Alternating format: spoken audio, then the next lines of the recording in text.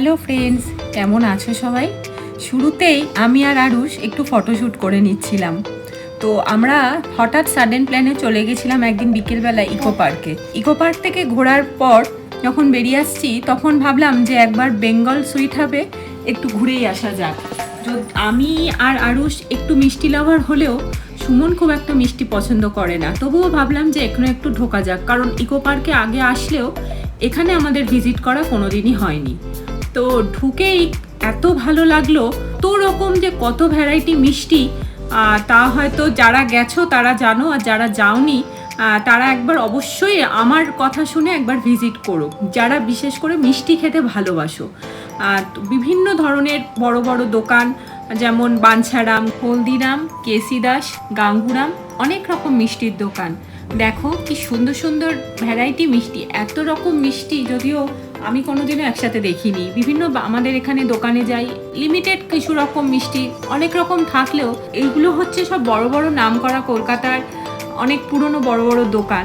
তো ঢুকেই আগে একটুখানি পুরোটা ঘুরে নিলাম। জায়গাটাও অনেকটা বড় এবং খুব সুন্দর ডেকোরেশন করে সাজানো।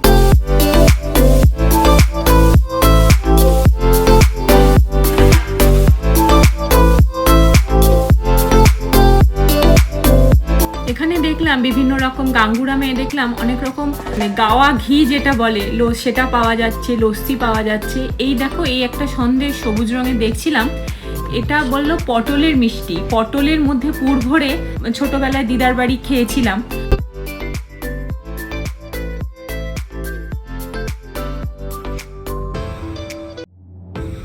দেখো এখানে কি কি মিষ্টি পাওয়া যায় সেটারও একটা লিস্ট দেওয়া রয়েছে।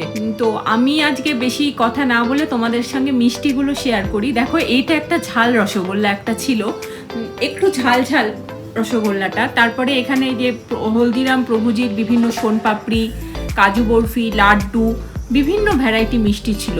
একটা ছিল পান মিষ্টি, মানে যেটার মধ্যে পান মশলা দিয়ে পানের আকারে একটা মিষ্টি তৈরি করা ছিল। প্রত্যেকটাই খুব সুন্দর। কাজু বরফি ছিল। এত মিষ্টি তো একসাথে ট্রাই করা যায়ও না বা খাওয়াও সম্ভব না। তো কিছু মিষ্টি আমরা ট্রাই করেছিলাম, আর 2-3 রকম মিষ্টি একটু বাড়িতে নিয়ে এসেছিলাম।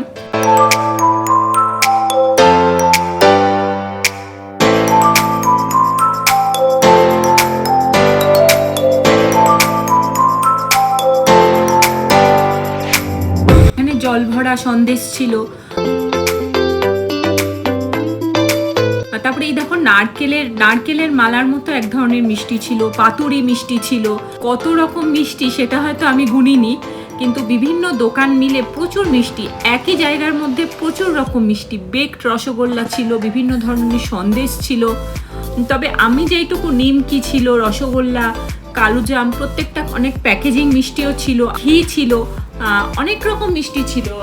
আমি যে যে মিষ্টি ট্রাই করেছি প্রত্যেকটা মিষ্টি আমার খুবই ভালো লেগেছে। তো এমনি এখানে ভিজিট করাই যায়, যে এখানে যেতে গেলে যে ইকো পার্কে এন্ট্রি নিতেই হবে এমন কোনো কথা নেই, কারণ এমনিও তোমরা মিষ্টি খেতে ভালোবাসো বা মিষ্টি ভালো লাগে, এমনিও তোমরা এখানে চলে যেতে পারো।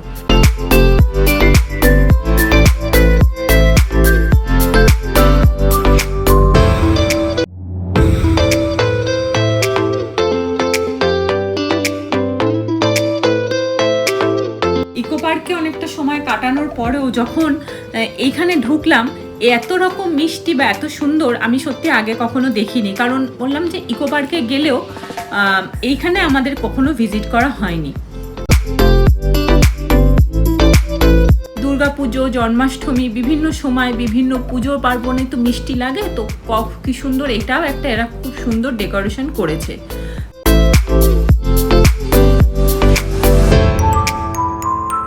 তো এখানে দেখো কি সুন্দর মানে ঝাড়বাতি টাইপের দিয়ে ডেকোরেশন করা। বেঙ্গল সুইট হাবের মধ্যে বিশ্ব বাংলার একটা সুন্দর আউটলেট রয়েছে, যেখানে বিভিন্ন ধরনের শাড়ি রয়েছে, বিভিন্ন রেঞ্জের বিভিন্ন শোপিস রয়েছে। এখানে মা দুর্গার সুন্দর একটা মূর্তি রয়েছে, আরও বিভিন্ন ধরনের ঘর সাজানোর জিনিস রয়েছে, সুন্দর সুন্দর শাড়ি রয়েছে। আমি একটা দুটো শাড়ি দেখছিলাম, যদিও তেমন কিছু কিনিনি।